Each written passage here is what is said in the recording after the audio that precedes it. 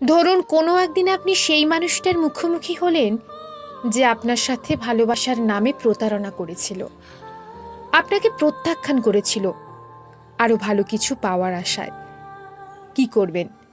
তাকে দেখেও না দেখার ভান করে অন্যদিকে চলে যাবেন, নাকি ঘৃণায় মুখ ফিরিয়ে নেবেন? যদি আপনি এমনটা করেন, তাহলে বিশ্বাস করুন, এতে সেই প্রতারকের মনে বিন্দু মাত্র প্রভাব পড়বে না। বরং আপনাকে সংকুচিত হতে দেখে সে আরো বেশি করে আনন্দ পাবে, কারণ তার মধ্যে মনুষ্যত্ববোধের ছিটে ফোঁটাও নেই। থাকলে সে কখনো প্রতারণা করতে পারত না। সত্যের মুখোমুখি হতে ভয় পাবেন কেন? আর সত্য এটাই যে একজন প্রতারকের সাথে সারাটা জীবন জড়িয়ে যাওয়ার আগে আপনি তার কবল থেকে মুক্তি পেয়ে গেছেন। একবার ভেবে দেখবেন তো সেই মানুষটির কথা, যার জীবন অজান্তেই এই প্রতারকের সাথে জুড়ে গেছে বা জুড়ে যাবে।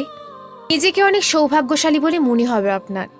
তার চোখের দিকে চোখ রেখে তাকাবেন, দেখবেন আপনার আগে সে নিজেই চোখ নামিয়ে নিয়েছে, কারণ আপনি তো কোনো অপরাধ করেননি। ভালোবেসে প্রতারিত হয়ে কিংবা প্রেমে প্রত্যাখ্যান পেয়ে নিজের জীবনকে থামিয়ে দেবেন না। নিজেকে বারবার ধিক্কার জানিয়ে ভাববেন না আপনি কতটা বোকা। আসলে আপনি কিন্তু বোকা নন, আপনি খুব সরল একটা মানুষ, যে জীবনটাকে খুব সহজভাবে দেখতে ভালোবাসে। ভীষণ রকম মানসিক আঘাত পেয়েও মনে রাখবেন সেটাও কিন্তু সাময়িক, কারণ সময় সবকিছুই ভুলিয়ে দেয়। সময়ের সাথে সাথে আপনি যদি নিজেকে অন্য কাজে ব্যস্ত রাখতে শিখে যাবেন, সেদিন বুঝতে পারবেন জীবনটা কত বহুমুখী।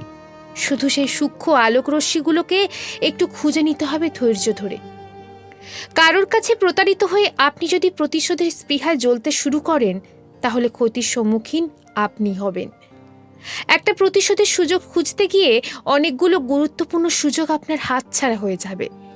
নেতিবাচক যে কোনো কিছুই আপনার সুষ্ঠু চিন্তাভাবনাগুলোকে অঙ্কুরে বিনিষ্ট করে দেবে।